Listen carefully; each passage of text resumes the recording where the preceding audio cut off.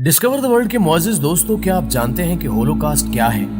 यहूदी और दीगर मगरबी अक़वाम होलोकास्ट का नाम सुनकर क्यों खौफज़दा होते हैं? आज की ज़िंदा वीडियो में हम आपको होलोकास्ट की मुकम्मल तफसील से आगाही देने की कोशिश करेंगे। इस बारे में तारीख क्या कहती है, ये जानने से कबल देखने और सुनने वालों से सिर्फ इतनी इल्तिमास है कि वीडियो को आखिर तक जरूर देखिएगा। तो आइए चलते हैं मौजू के असल हिस्से की जानिब। मुअज़्ज़िज़ दोस्तों, सन 1933 में यूरोप में यहूदियों की आबादी 90 लाख से ज्यादा थी।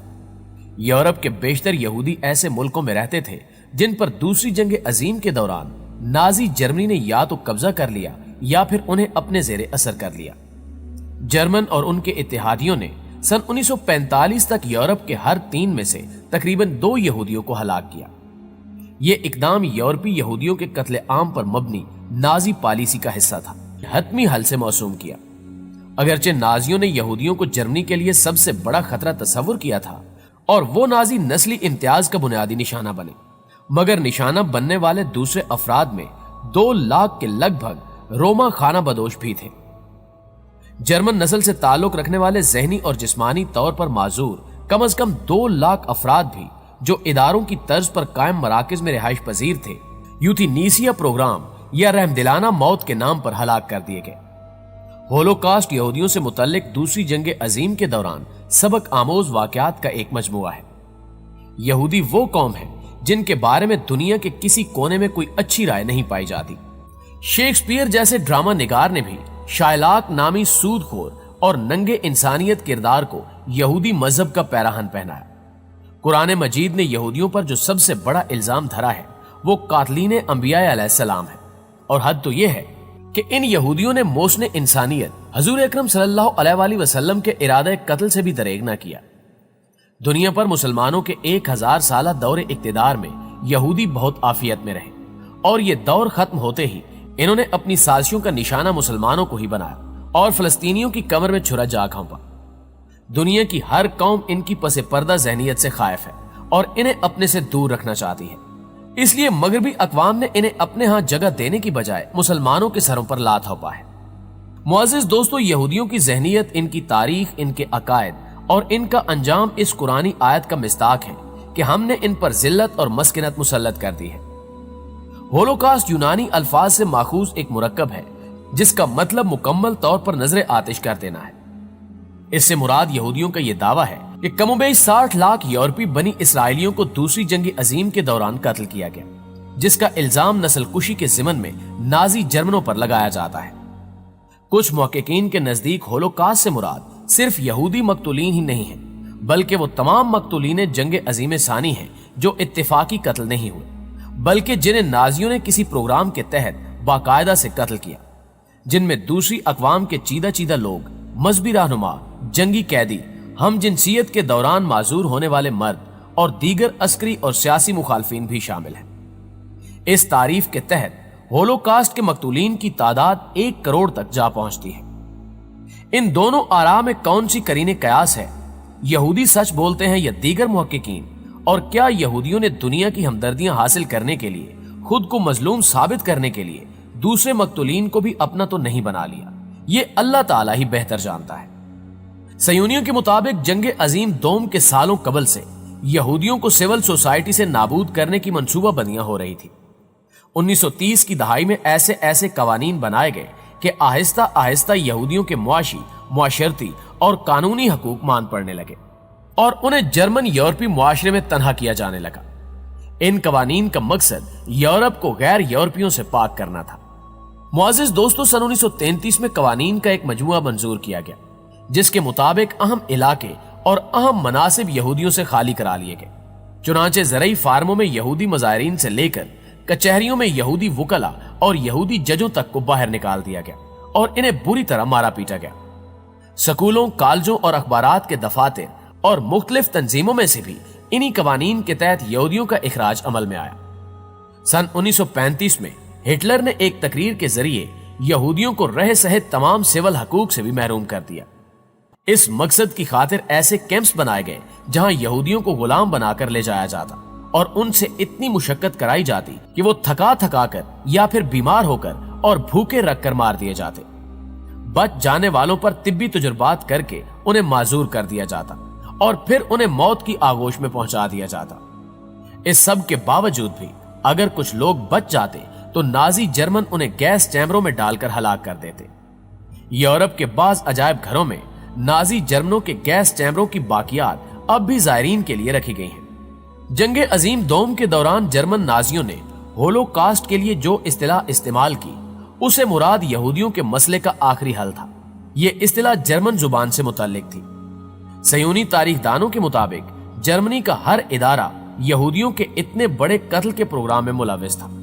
जर्मन वजारत दाखिला और मसीही चर्चेज ने यहूदियों का पैदाइशी रिकॉर्ड दिया और इस बात का तयन किया गया कि कौन कौन सी बस्ती में कौन कौन यहूदी है। जर्मन महकमा डाक ने वो खतूत मुतलका हुकाम तक पहुंचाए और जर्मन वजारत खजाना ने यहूदियों की जायदादों की तफसीलात मुहैया की। जर्मन कारोबारी इदारों ने यहूदी ताजरों, यहूदी मुलाजमों और यहूदी मजदूरों के बारे में जामे मालूमात फराहम की। जर्मन महकमा मवासलात ने यहूदियों के उनके हलाकती कैंपों में ले जाने के लिए ट्रांसपोर्ट और रेलगाड़ियां मुहैया की।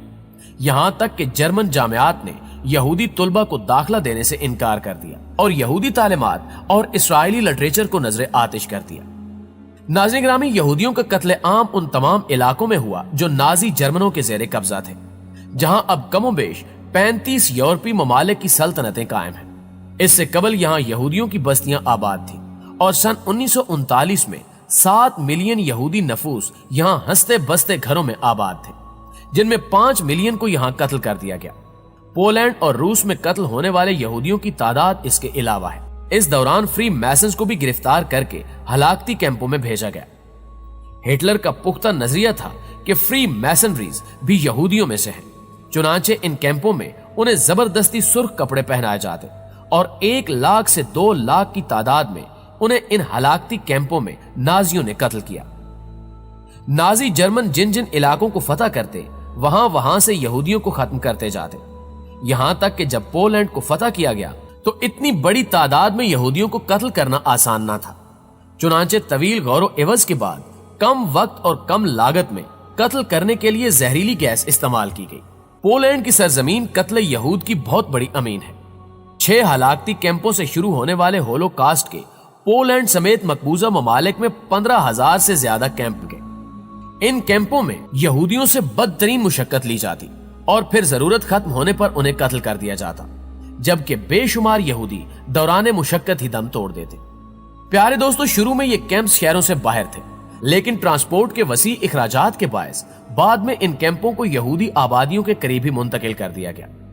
इससे शदीद तर हालात रूस के मफतूहा इलाकों में भी पेश आए। यहां यहूदियों को जिंदा भी जलाया गया और जब गोली मारने और जिंदा जलाने का सामान मुयस्सर न आया या उसे महंगा करना तसव्वुर कर लिया गया तो लाखों यहूदियों को रूस के शदीद तरीन ठंडे इलाकों में बेआब हो गया और तन्हा छोड़ दिया गया और ये लोग यकबस्ता और जानलेवा ठंडी हवाओं से जिंदगी की बाजी हार गए। इस सब के बावजूद 1941 के आखिर तक रूस के सिर्फ 15% यहूदी मारे गए थे। इस रफ्तार को तेज करने के लिए एक बार फिर वसी पैमाने पर जहरीली गैसों का तजुर्बा किया गया और जाहिर है यह तजुर्बा शहरी इलाकों में मुमकिन नहीं था। चुनांचे इसके लिए शहर से बाहर बहुत बड़ी बड़ी जगह बनाई गई, जहां यहूदी नस्ल को नेस्तो नाबूद करने का अमल सालों तक दोहराया जाता रहा। यहूदियों ने इस सारे जुल्म सितम के खिलाफ आवाज भी बुलंद की, लेकिन बेसूद। कुछ कैंपों में नौजवान यहूदियों ने हथियार तक भी उठाए, लेकिन नाजी जर्मन उस वक्त पूरी दुनिया से कंट्रोल न होने वाला ताकत का तूफान था, तो यहूदी उससे कैसे जान छुड़ा सकते थे। फिर एक पहलू यह भी है कि दुनिया के किसी कोने से उस वक्त और आज भी यहूदियों के हक में कोई आवाज बुलंद नहीं हुई।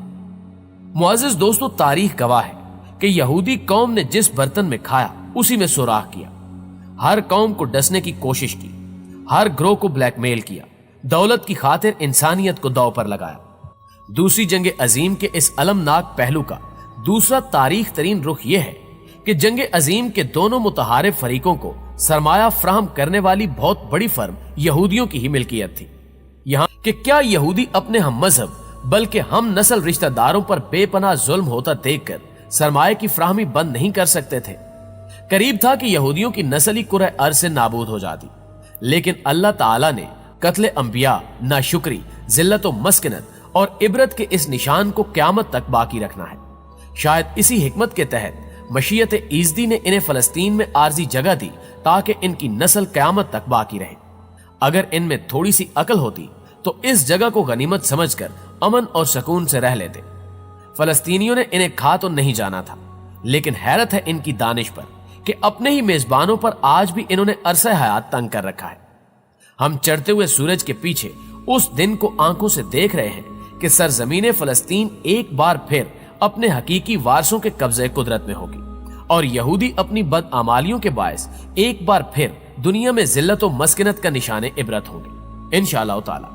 जी तो मुअज़्ज़िज़ दोस्तों, आज की वीडियो आपको कैसी लगी कमेंट करके हमें भी जरूर बताइएगा। इंशाअल्लाह आपसे मुलाकात होती है अगली वीडियो में। तब तक अपना ख्याल रखिएगा। अल्लाह निगहबान।